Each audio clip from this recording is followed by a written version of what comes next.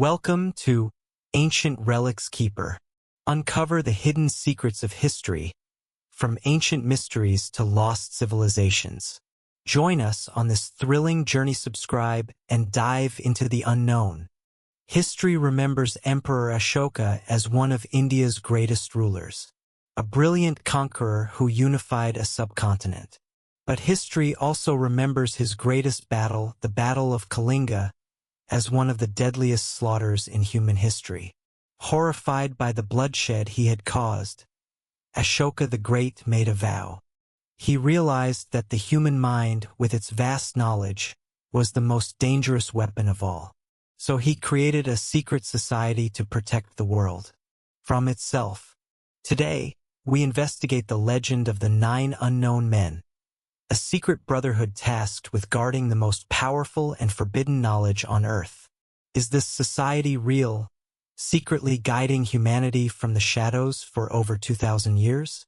Or is it one of the most brilliant fictional stories ever told? Every great legend has an origin story, a single, pivotal moment where history cracks open and myth is born.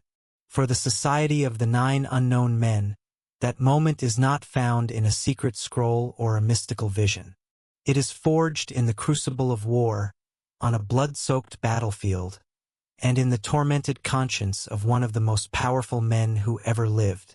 To understand the creation of the world's most secret and benevolent brotherhood, we must travel back over 2,000 years, to ancient India, and witness the brutal event that would change the course of an empire and, according to the legend, the destiny of all mankind. Our story begins with a real man and a real place. The man was Ashoka Maurya, the 3rd emperor of the Mauryan dynasty. In the 3rd century BCE, Ashoka was a force of nature. He was a brilliant military strategist, a ruthless politician, and a conqueror driven by a burning ambition to unite the entire Indian subcontinent under his single, iron-fisted rule. He inherited a vast empire from his father and grandfather. But there was one kingdom that remained stubbornly independent, a wealthy and prosperous state on the eastern coast called Kalinga. For Ashoka, the existence of a free Kalinga was an intolerable challenge to his authority. And so, in the year 261 BCE, he did what great conquerors do. He amassed a colossal army and marched to war. What followed was not just a battle, it was a holocaust. The Battle of Kalinga was one of the largest and deadliest conflicts of the ancient world. The armies were massive, and the fighting was merciless. The historical records, including Ashoka's own stone edicts which still survive to this day, paint a horrifying picture. The Mauryan army, with its superior numbers and organization, utterly crushed the defenders of Kalinga. The legend states that over 100,000 soldiers were slain on the battlefield. But the horror did not end there. In the aftermath, Ashoka's forces swept through the kingdom, and the civilian population suffered a fate even worse. It is said that over 150,000 people were deported, and many more perished from the famine and disease that always follow in the wake of such a brutal campaign. The Daya River, which flowed through the battlefield, was said to have turned completely red with the blood of the slain. After the victory was secured, Emperor Ashoka rode out to survey his new territory. But the sight that greeted him was not a glorious conquest. It was a landscape of pure, unmitigated horror. He saw fields littered with the corpses of men and war elephants, entire villages burned to the ground, and he heard the weeping of countless widows and orphans. In that moment, the triumphant conqueror was broken. The legend tells us that he was overcome by a wave of profound sickness and remorse. The sheer scale of the suffering he had inflicted, the human cost of his ambition, washed over him and shattered his warrior's spirit. The man who had ridden into Kalinga as Ashoka the Fierce would leave it as Ashoka the Pious. This single, bloody event was the catalyst for one of the most dramatic personal transformations in history. Back in his capital, the emperor was a changed man. He renounced all further military conquest and embraced the teachings of Buddhism, a philosophy of peace, compassion, and nonviolence. He began a new kind of conquest, not of land, but of hearts, spreading the Dharma, the teachings of the Buddha, throughout his empire and beyond. He built hospitals for people and animals, dug wells for travelers, and planted trees along the roads. He became known as Ashoka the Great, not for his military victories, but for his wisdom and his benevolence. But according to the legend, his transformation went even deeper than these public acts of piety. He was haunted by a terrible and profound realization. Ashoka looked at the science and knowledge of his time. He saw the brilliant minds who could devise new weapons, the strategists who could plan devastating campaigns, the engineers who could build mighty siege engines. He understood that the root cause of the Kalinga disaster was not just his own ambition. It was the power of the human intellect itself. He realized that knowledge is the most dangerous force in the universe. In the hands of flawed, emotional, and ambitious human beings, scientific progress would always outpace moral progress. He saw a future where humanity would continually develop more and more powerful ways to destroy itself, culminating in weapons that could rival the wrath of the gods.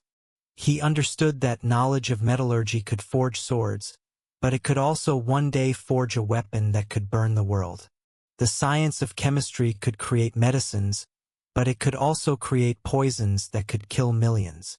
He foresaw a future of endless kaolin gas, each one more terrible than the last. Faced with this terrifying vision, Ashoka was left with a choice. He could attempt to destroy all this dangerous knowledge, to burn the books and silence the scientists, plunging his empire into a dark age. But he was too wise for that. He knew that knowledge, once discovered, could not be undiscovered. It would always reemerge. Suppressing it would only drive it underground and make it more dangerous. So he conceived of a third path, a solution of breathtaking genius and audacity. He would not destroy knowledge, nor would he allow it to be used freely. Instead, he would hide it. He would gather up all the most dangerous sciences, all the forbidden arts, and he would place them under the guardianship of a secret brotherhood, to be protected and kept from humanity until the day, perhaps thousands of years in the future, when human beings were finally wise and mature enough to handle it without destroying themselves. He vowed to create a secret society that would protect the world from its own cleverness.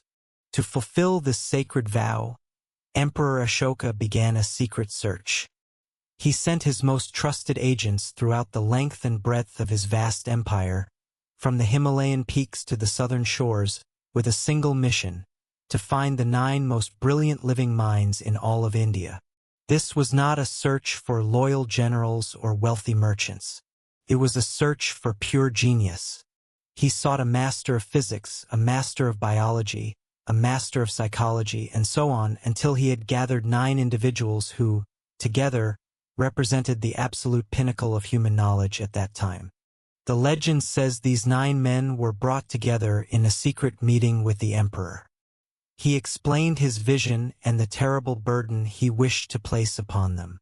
They were to renounce their public lives, to become unknown men. Their names would be erased from history. Their task was to form a brotherhood, a society that would secretly collect, catalog, refine, and guard all potentially dangerous knowledge. They were to become the eternal librarians of forbidden science. Each of the 9 was made the guardian of a single great book. These were not just physical books made of paper or parchment. They were living repositories of knowledge, constantly being updated and added to. One man was tasked with the book of psychological warfare, another with the book of microbiology, another with the book of cosmology, and so on. But how could such a society survive the death of its founder and its original members? Ashoka, a master of statecraft, designed the brotherhood to be immortal, to be a self-perpetuating entity that would endure through the centuries. The structure was simple and elegant. There would only ever be 9 members. This small number ensured maximum secrecy and minimized the risk of corruption. When one of the 9 unknown men grew old and felt his time was near, or if he chose to retire, it was the solemn duty of the remaining 8 members to carefully select a single worthy successor. This new recruit would have to be not only a genius in his field, but also a person of impeccable moral character, someone who could be trusted with the awesome responsibility of the Brotherhood. The new member would inherit the book from his predecessor, and the society would continue, unbroken. And so, their eternal mission began. For over 2,000 years, according to the legend, a secret lineage of the 9 most intelligent people on Earth has existed in the shadows. They have silently watched empires rise and fall. They have witnessed humanity's slow, clumsy lurch towards progress, punctuated by horrifying acts of self-destruction. They have guarded their secrets, keeping the knowledge of superweapons, unlimited energy, and ultimate control locked away. The legend also suggests that they are not merely passive guardians. From time to time, when they judge that humanity is ready for a small piece of the puzzle, they subtly and anonymously release a fragment of their knowledge into the world, inspiring a scientific breakthrough or a new philosophical insight. They are the hidden guiding hand of human history, the secret shepherds of our collective destiny, all born from the blood and tears of a single, terrible battle, and the profound remorse of one great emperor. A secret society is only as powerful as the secrets it keeps. For the 9 unknown men, their power was absolute, because the knowledge they guarded was said to be the most potent and dangerous in the universe. This knowledge was not abstract. It was organized, codified, and curated into 9 distinct volumes. These were not just books in the conventional sense, bound in leather and written on parchment. They were living, breathing repositories of information, constantly being updated, refined, and added to by the immortal lineage of guardians. Each of the 9 unknown men was the master of one book, the keeper of one entire field of forbidden science. To look inside this legendary library is to glimpse the awesome power that Emperor Ashoka sought to hide from the world, a power that could either elevate humanity to the level of the gods, or cast it into utter oblivion. The first 2 volumes in this secret repository would have been the ones that worried Emperor Ashoka the most, as they dealt directly with the manipulation and control of human beings, the very tools he had used to build his empire. The first book was dedicated to the art and science of propaganda and psychological warfare. This was not a simple collection of political speeches or battlefield tactics. It was said to be a deep scientific analysis of the human psyche. It contained the precise formulas for manipulating mass opinion on a global scale. It detailed how to use symbols, words, and orchestrated events to sway entire populations, to turn allies into enemies, to incite riots, or to instill a sense of absolute devotion to a leader. It was the ultimate guide to controlling the thoughts of the masses without them ever realizing they were being controlled. In the hands of a benevolent leader, it could foster an age of peace and cooperation. In the hands of a tyrant, it would be the key to absolute, unquestioning global domination. To complement this, the second volume focused on sociology. This was not the academic field we know today. This book allegedly contained the immutable laws that govern the evolution of human societies. It detailed the complex patterns of culture, economics, and religion. With the knowledge in this book, one could not only understand why civilizations rise and fall, but could accurately predict their trajectory. It was a tool for seeing the future, for knowing with certainty which political or social actions would lead to a society's collapse, and which would ensure its prosperity for centuries. For the 9, this knowledge was a heavy burden. It allowed them to see the inevitable self-destructive paths that nations were on, but their oath prevented them from directly intervening. They could only watch, knowing the outcome, as humanity repeated the same tragic mistakes over and over throughout history. The next pair of volumes shifted from the control of the mind and society to the control of the physical body, delving into the very secrets of life and death. The third book was dedicated to physiology. It was a complete manual of human biology, far beyond what our own modern science understands. It was said to contain not just a map of the nervous system, but a guide on how to manipulate it. The book detailed the secret pressure points, the flows of bioenergy in the body, and how to disrupt them. It contained the true science behind the martial arts legends of the touch of death, or dim-mak, the ability to kill or paralyze a person with a single, seemingly gentle touch, with the effects sometimes delayed by hours or even days. It was the ultimate assassin's handbook, a science so deadly that its release would make all other forms of combat obsolete. Paired with this was the fourth book, an even more profound volume on microbiology and biotechnology. The legend claims that this book contained information on the world's microscopic life, thousands of years before the invention of the microscope. It detailed the nature of bacteria and viruses, and contained the formulas for creating incredibly virulent plagues that could wipe out entire populations. But as with all the books, the knowledge was a double-edged sword. Alongside the formulas for death were the formulas for life. The book also held the secrets to curing every disease known to man. It allegedly contained the recipe for a fabled elixir of life, a substance that could dramatically slow the aging process and extend a human life by hundreds of years. The 9 unknown men themselves were said to use this knowledge to prolong their own lives, allowing them to better fulfill their eternal guardianship. The choice of whether to release a cure for cancer or a plague that could end civilization rested in their hands. The third group of books moved beyond the biological sciences and into the fundamental nature of the physical world itself. The fifth book was the legendary volume on alchemy. This was not the fraudulent pursuit of charlatans trying to trick kings. This was the true lost science of matter. The book allegedly contained the knowledge of the structure of atoms and the laws of transmutation. It held the secret to turning base metals, like lead, into gold. While this would seem like a path to infinite wealth, the 9 understood the real danger.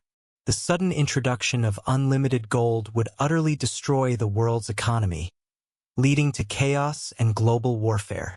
But the transmutation of metals was just the beginning. The book's true purpose was to understand the very fabric of matter, a knowledge that could lead to the creation of materials with impossible properties, or, in the wrong hands, weapons that could disintegrate matter on a subatomic level.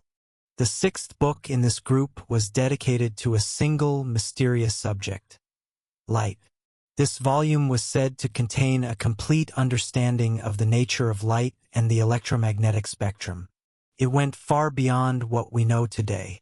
It detailed how to capture, store, and manipulate light in all its forms. The most dangerous secret it held was how to concentrate light into a weapon of incredible power, a true death ray capable of incinerating a city from miles away. It contained the blueprints for technologies that could create perfect holograms, render objects invisible, or harness the energy of the sun in ways we can only dream of. The power to control light was the power to control what is seen and unseen, the power to create illusions, and the power to wield a weapon that moves at, well, the speed of light.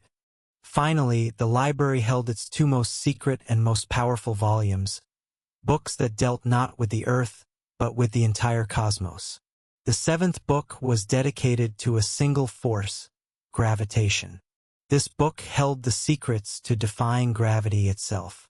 It was said to contain the detailed schematics and engineering principles for building anti-gravity flying machines. These were the legendary Vimanas, described in ancient Hindu epic poems like the Ramayana and the Mahabharata, flying craft that could hover silently, move at incredible speeds, and travel into outer space. With this knowledge, humanity could explore the solar system. But it could also create a fleet of unstoppable silent bombers, able to strike anywhere on the planet without warning.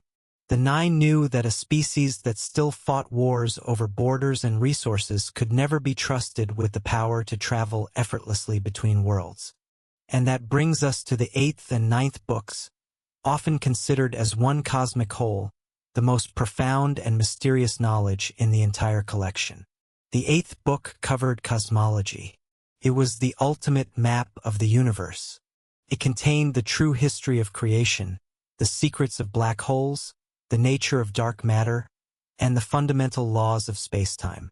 The legend whispers that this book even contained the knowledge of how to manipulate time, a guide to a technology that would allow for time travel, a power so great it could unravel the very fabric of reality itself.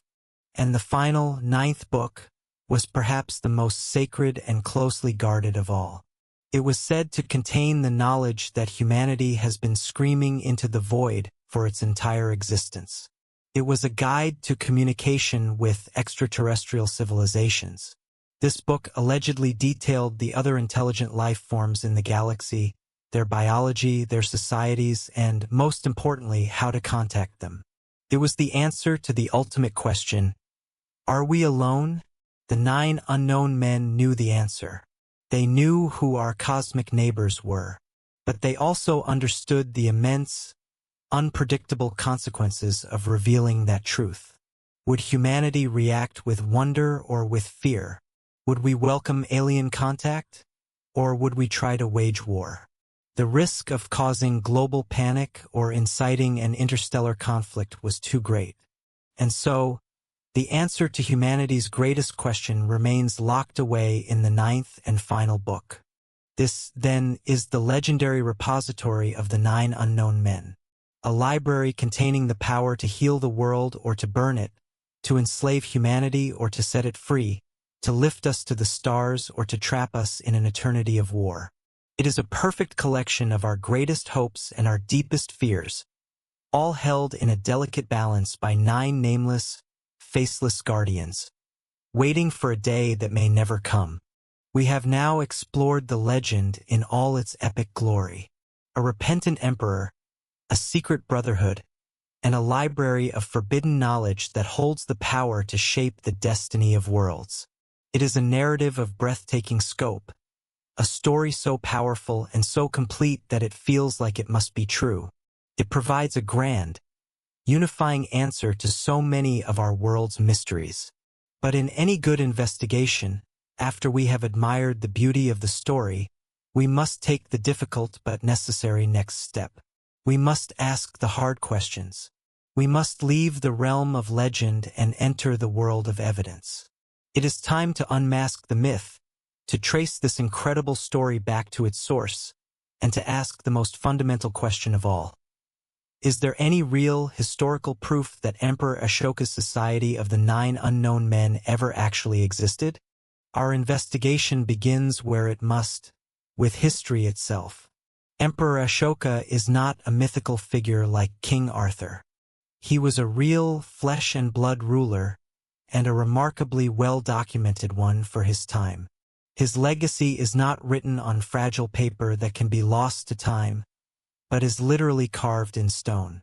Ashoka erected dozens of massive pillars and inscribed countless edicts on rocks and in caves all across his vast empire. These edicts, written in various ancient scripts, are his direct voice speaking to us across 2,200 years. They are his autobiography, his political philosophy, and his moral code all rolled into one. In these stone declarations, Ashoka speaks at great length about his remorse over the Battle of Kalinga. He details his conversion to Buddhism and his new policies of Dhamma, or righteous conduct. He describes the hospitals he built, the officials he appointed to promote welfare, and his desire for peace among all peoples. He gives us an intimate portrait of his mind and his reign.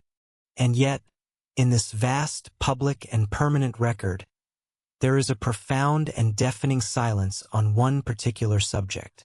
Nowhere in any of his stone edicts, nowhere in any contemporary text from that period, whether Buddhist, Jain, or Brahmanicalis, there a single solitary mention of a society of nine unknown men. There is no reference to gathering the 9 wisest minds, no hint of creating a secret brotherhood, and certainly no mention of guarding 9 books of forbidden knowledge. For an emperor who was so public about his new philosophy of peace and his remorse, it seems strange that he would make absolutely no mention, not even an allegorical one, of his greatest and most profound act to protect humanity. From a purely historical standpoint, the evidence is not just thin, it is non-existent. The story, as we know it, has no foundation in the actual verifiable history of Emperor Ashoka. The cornerstone of the legend simply isn't there. This, of course, leads us to the next logical question. If the story did not originate in the 3rd century BCE with Emperor Ashoka, where did it come from? How did this incredibly specific and detailed narrative enter our modern consciousness? To find the source, we don't need to decipher ancient scrolls or excavate forgotten ruins. We need to go to a library and pull a book from the shelf. A book that was published not 2,000 years ago, but less than 100 years ago. The modern legend of the 9 unknown men was introduced to the Western world, in its complete and detailed form, in a 1923 adventure novel titled, quite simply, The 9 Unknown. The author of this book was an Englishman named Talbot Mundy. Mundy was a fascinating character in his own right, a former government clerk in India and Africa who became a prolific and highly successful writer of pulp adventure fiction.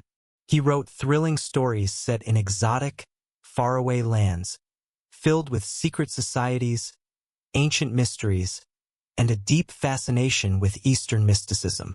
The 9 Unknown was one of his most popular works. In the novel, a group of brave protagonists sets out to prevent a villain from stealing the 9 books of secret knowledge from the society founded by Emperor Ashoka. It was Mundy who fleshed out the entire narrative. The story of Kalinga, Ashoka's vow, the creation of the 9-man society, the eternal succession, and, most importantly, the specific list of the 9 books from psychological warfare to cosmology. Almost every detail of the legend that is so famous today can be traced directly back to the pages of this 1923 novel. The story didn't emerge from the mists of time. It emerged from the mind of a brilliant adventure writer. Now, this is where the mystery deepens and becomes more complex. Was Talbot Mundy simply a brilliant fiction writer who invented the entire story out of whole cloth? Or was he, as many proponents of the legend claim, a secret insider who was chosen to reveal a hidden truth to the world in the guise of a fictional novel? This is the core of the debate. To answer it, we have to look closer at Mundy himself. He was not just a pulp writer. He was a serious spiritual seeker.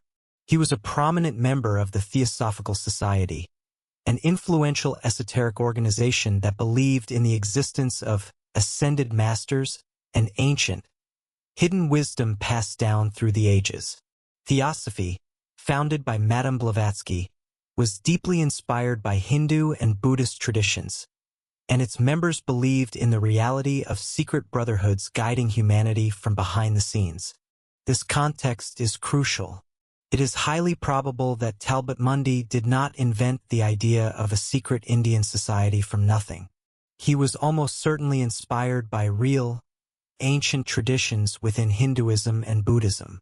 For example, there is a very old and respected tradition in India of the Navnath, or the 9 saints, a lineage of great gurus or masters who possessed incredible spiritual power and knowledge, known as siddhis.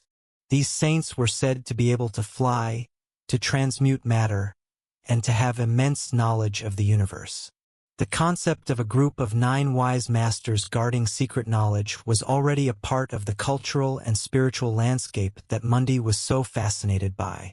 It is very likely that he took this authentic, pre-existing concept of the 9 saints or Navnath, and, using his incredible skill as a storyteller, he wove it into a new, more modern, and more dramatic narrative. He attached it to a famous historical figure, Emperor Ashoka, to give it a solid historical anchor. He created the dramatic origin story of the Battle of Kalinga to give it a moral purpose. and he updated the cities, or spiritual powers, into the 9 books of science, making the story more palatable and exciting for a 20th century audience. In this view, Mundy wasn't a secret insider revealing a hidden truth. He was a brilliant synthesist, an artist who took a piece of authentic tradition and crafted it into a compelling modern myth. But some researchers dig even deeper. They point out that Talbot Mundy may not have been the very first Westerner to write about a society of 9 secret masters in India. If you go back another 50 years to the 19th century, you find the works of a controversial French author and magistrate named Louis Jacqueliot. Jacqueliot spent years in India and wrote a series of popular books about Indian culture and religion. In his 1876 book, The Bible in India, he makes a passing reference to a secret society of 9 unknowns who allegedly guarded secret texts and possessed incredible powers. His description is vague and lacks the detailed narrative that Mundy would later provide, but the seed of the idea is there. Does this prove that the legend is real and predates Mundy? Not necessarily. Louis Jacqueliot, while a popular writer, is regarded by most modern historians as being highly unreliable. His works are seen as a romanticized, often fabricated blend of real observations and sensationalist fiction. He was notorious for embellishing stories and presenting legends as historical fact to make his books more exciting. It's entirely possible that Jacqueliot, like Mundy after him, encountered the authentic legends of the Navnath and simply repackaged them for his Western audience, adding his own dramatic flair. Or it's possible that Mundy read Jacqueliot's work and was inspired by it, taking the vague concept and building his own detailed story around it. Either way, the trail does not lead back to ancient India. It leads back to 2 19th and 20th century European authors who were known for writing sensational, romanticized tales about the mysterious East. The source of the legend is not a 2,200-year-old secret society, but a much more recent literary tradition. The 9 unknown men seem to have been born not on a battlefield in Kalinga, but on the pages of a book. Our investigation has led us to a clear and logical conclusion. The story of the 9 unknown men, as we know it, is not a direct product of ancient history. It is a modern legend, a powerful narrative crafted by a gifted writer in the 20th century, likely inspired by much older, authentic Indian traditions, but ultimately a work of fiction. From a purely factual standpoint, the case appears to be closed. And yet it isn't. The legend of the 9 unknown men refuses to die. It continues to be one of the most popular and enduring secret society stories of all time, captivating new generations with its tale of hidden knowledge and ancient guardians. This raises the most profound question of our entire investigation. If the story is almost certainly fictional, why does it feel so real? Why does it hold such a powerful grip on our collective imagination? The answer is that the legend's power has nothing to do with historical evidence. This power comes from its brilliant construction. It is a perfect myth for the modern age, a story built from a unique combination of ingredients that speak directly to our deepest human hopes, fears, and desires. To understand its legacy, we need to dissect the story itself and understand the 4 key elements that make it so irresistible. The first and perhaps most unique ingredient is the concept of a benevolent conspiracy. When we think of secret societies in popular culture, our minds usually jump to sinister, shadowy cabals. We think of the Illuminati, a group supposedly manipulating world events for their own selfish gain, plotting to create a new world order. We think of groups that seek power, wealth, and control over the masses. These are conspiracies of fear. They portray a world where we are all just pawns in a game played by evil, hidden masters. The 9 unknown men, however, completely flip this script. They are not a conspiracy of evil. They are a conspiracy of good. Their motive is not to control the world, but to protect it. Their goal is not to gain power, but to renounce it. They are the ultimate altruists, sacrificing their own public lives and identities for the greater good of all humanity. They are not villains. They are heroes, operating silently in the background. This makes the story profoundly appealing. It offers a sense of comfort and hope, not paranoia. The idea that there is a wise, benevolent group of guardians watching over us, protecting us from our own worst instincts, is an incredibly reassuring thought in a world that often feels chaotic and dangerous. Believing in the 9 unknown men is not about fearing a hidden enemy. It's about hoping for a hidden friend. This positive, hopeful nature makes the legend far more psychologically attractive and easier to embrace than the dark, paranoid conspiracies we are used to. The second powerful ingredient that fuels the myth is its connection to the lost ancient wisdom trope. This is one of the most ancient and romantic ideas in all of human storytelling. It's the belief that our distant ancestors were not primitive savages, but possessed a deep, profound knowledge that has since been lost to time. We see this idea everywhere, from Plato's story of the technologically advanced city of Atlantis that sank beneath the waves, to the legends of the Great Library of Alexandria, which supposedly held all the knowledge of the ancient world before it was tragically burned. This trope taps into a deep-seated feeling that modern society, for all its technological marvels, has lost something essential: a connection to nature, a spiritual depth, a forgotten science. The story of the 9 unknown men is a perfect expression of this idea. It suggests that all the incredible breakthroughs we strive for today, curing disease, achieving free energy, understanding the cosmos, are not new discoveries at all.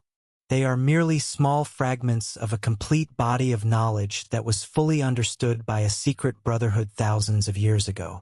This is a humbling and yet exciting idea. It reenchants the world, suggesting that history is not a linear progression from primitive to advanced, but a grand cycle of forgetting and redisremembering. It implies that the answers to our greatest problems are not out of reach. They are simply hidden, waiting for us to become worthy of them. This taps into our sense of wonder and our desire to believe that the world is more mysterious and magnificent than it appears on the surface. The third ingredient, and what makes the legend so brilliant, is its perfect blend of science and mysticism. The 9 books of forbidden knowledge are a masterstroke of narrative design. If the books only contained magical spells or purely spiritual concepts, the story might be dismissed by many as simple fantasy. If they only contained hard science, it might lack that sense of ancient, esoteric mystery. But the legend brilliantly weaves the two together. For every fantastical concept, there is a grounded scientific one. Consider the list. The Book of Gravitation, which describes anti-gravity vimanas, is pure science fiction. But it's presented alongside the Book of Sociology, a real and respected academic field.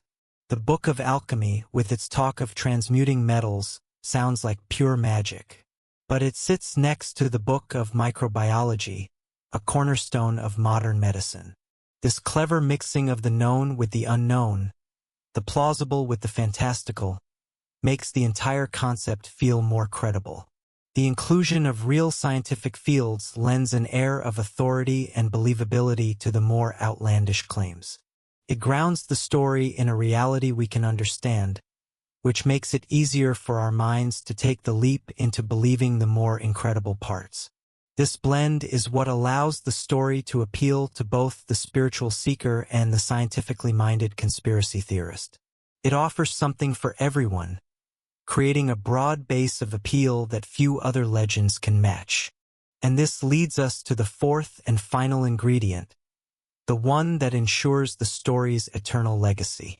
The legend of the 9 unknown men functions as the ultimate what if. It provides a single, elegant, unified explanation for a vast array of the world's greatest mysteries and unanswered questions. It becomes a key that seems to unlock everything. For example, how do we explain the sudden, inexplicable flashes of genius that appear throughout history? Men like Leonardo da Vinci, who designed flying machines centuries ahead of his time, or the mathematician Ramanujan, who produced thousands of complex formulas with no formal training. Were they just anomalies of human intellect? Or, as the legend suggests, were they recipients of a subtle, anonymous leak from the 9 unknown men who decided they were worthy of a piece of hidden knowledge? The legend also provides a comforting, if frustrating, answer to why the world is still so full of suffering. Why don't we have a cure for every cancer? Why do we still rely on dirty fossil fuels instead of clean, free energy? The conventional answers are complex, involving economics, politics, and the slow, difficult process of scientific research. But the legend offers a much simpler, more dramatic answer. The 9 unknown men have these solutions, but they have judged that we are not yet morally mature enough to handle them. We don't have a cure for all disease because we would weaponize it. We don't have free energy because we would use that power to build even more destructive weapons. The fault lies not in our lack of knowledge, but in our lack of character.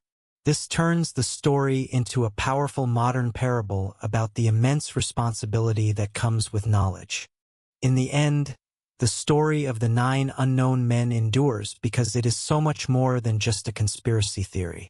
It's a mirror that reflects our own complex nature. It embodies our capacity for incredible brilliance and our terrifying capacity for self-destruction. It is a story about the eternal struggle between our wisdom and our ambition. Whether real or fictional, the society founded in the mind of Emperor Ashoka, the mind of Talbot Mundy, serves a vital purpose. It reminds us that the greatest secrets are not hidden in a lost tomb or an alien spacecraft. They are hidden within the human heart. And the most dangerous knowledge of all is the knowledge of what we are truly capable of, for both good and for ill. The legend is a timeless warning, a call for wisdom, and a profound myth that will likely continue to haunt and inspire us for centuries to come. So, does a 2,000-year-old secret society of wise men guard humanity's most dangerous knowledge? The historical evidence says no. The story of the 9 unknown men is most likely a brilliant work of fiction, born from the imagination of a writer inspired by Eastern mysticism. But its power is undeniable. It's a legend that speaks to our deepest hopes and fears, our fear of our own destructive nature, and our hope that someone, somewhere, is watching out for us. It's a parable about the immense responsibility that comes with knowledge. And it leaves us with one final, haunting question. If such a society were real, what secrets would you want them to protect?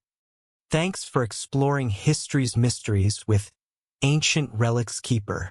Like, subscribe, and share your thoughts below. What secret should we unravel next?